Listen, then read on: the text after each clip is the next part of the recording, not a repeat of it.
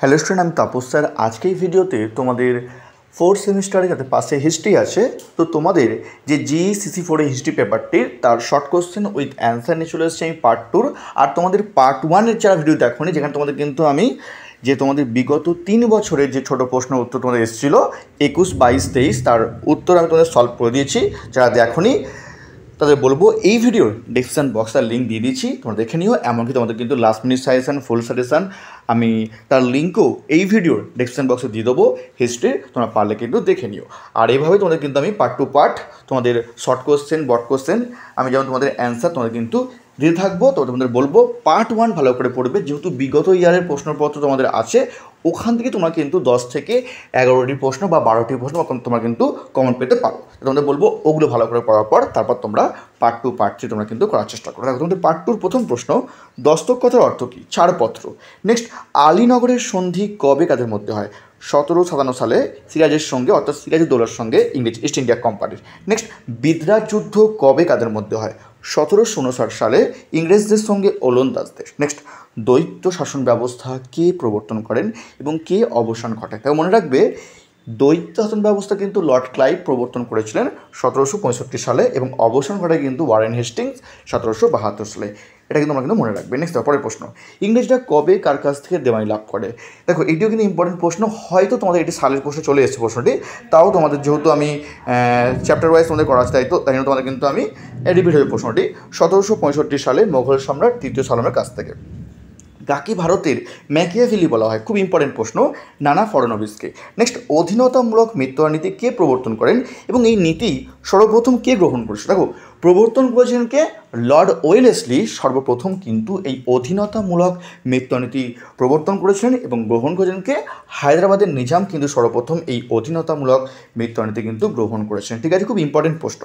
Next দেখো, পরের প্রশ্ন তোমাদের দেখো, সলবায়ের সন্ধি কবে কাদের মধ্যে হয়? দেখো, 1782 সালে হয়েছিল এই সলবায়ের সন্ধি, ইংরেজদের সঙ্গে মারাঠাদের কিন্তু এই সন্ধি হয়েছিল। নেক্সট, 76-এর মর্মন্তর কবে হয় এবং সেই সময় বাংলার নবাব কে ছিলেন? 76-এর মর্মন্তর হয় 1770 সালে, সেই সময় বাংলার নবাব ছিলেন নজমুদ্দৌলা। নেক্সট, শ্রীরঙ্গপত্তমের সন্ধি কবে কাদের মধ্যে হয়? 1792 সালে হয় এই শ্রীরঙ্গপত্তমের সন্ধি এবং ইংরেজ ইস্ট ইন্ডিয়া কোম্পানির সঙ্গে টিপু সুলতানের কিন্তু এই শ্রীরঙ্গপত্তমের সন্ধি হয়েছিল। ঠিক আছে, তারপর দেখো, পানিপথের তৃতীয় যুদ্ধ কবে হয়? 1761 সালে কিন্তু পানিপথের তৃতীয় যুদ্ধ হয়। নেক্সট, ইংরেজরা পাঞ্জাব কবে দখল করে? 1849 সালে। নেক্সট, চিলিয়ান ওয়ালার যুদ্ধ কবে কাদের মধ্যে হয়? 1849 সালে ইংরেজদের সঙ্গে শিখদের কিন্তু এই যুদ্ধ হয়। নেক্সট, অমৃতসরের সন্ধি কবে কাদের মধ্যে হয়? 1809 সালে রঞ্জিত সিংয়ের সঙ্গে ইংরেজ ইস্ট ইন্ডিয়া কোম্পানির কিন্তু এই অমৃতসরের সন্ধি কিন্তু হয়েছিল। তারপর নাদির শাহ কবে ভারত আক্রমণ করেন? 1739 সালে কিন্তু নাদির শাহ ভারত আক্রমণ করেন। কেমন? তারপর কে অন্ধকূপ হত্যার কাহিনী উল্লেখ করেছিলেন? ইংরেজ কর্মচারী কিন্তু হলওয়ে। তারপর লর্ড ডালহৌসি কুশাসনের অজুহাতে কোন রাজ্যটি দখল করেছিলেন? অযোধ্যা রাজ্যটি। কেমন? তারপর শেষ পেশোয়ার নাম কি? দ্বিতীয় বাজিরাও। খুব ইম্পর্টেন্ট প্রশ্ন। নেক্সট, ম্যাঙ্গালোরের সন্ধি কবে কাদের মধ্যে হয়? 1784 সালে টিপু সুলতানের সঙ্গে ইস্ট ইন্ডিয়া কোম্পানির হয়। নেক্সট, সুরাট ও পুরন্দরের সন্ধি কবে হয়? দেখো, সুরাট সন্ধি হয়েছিল 1775 সালে এবং পুরন্দরের সন্ধি হয়েছিল 1776 সালে। কেমন? তারপর ঔরঙ্গজেব কবে মারা যায় বা ঔরঙ্গজেবের মৃত্যু হয় কবে? 1707 সালে। নেক্সট, শেষ শিখ গুরুর নাম কি? গুরু গোবিন্দ। ঠিক আছে, নেক্সট দেখো, পরের প্রশ্ন, চিরস্থায়ী বন্দোবস্ত কে কবে প্রবর্তন করেন?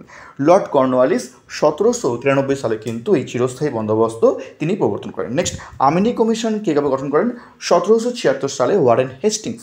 তারপর সম্পদের নির্গমের কথা সর্বপ্রথম কে তুলে ধরেন বা তত্ত্বের প্রচার করেন কে?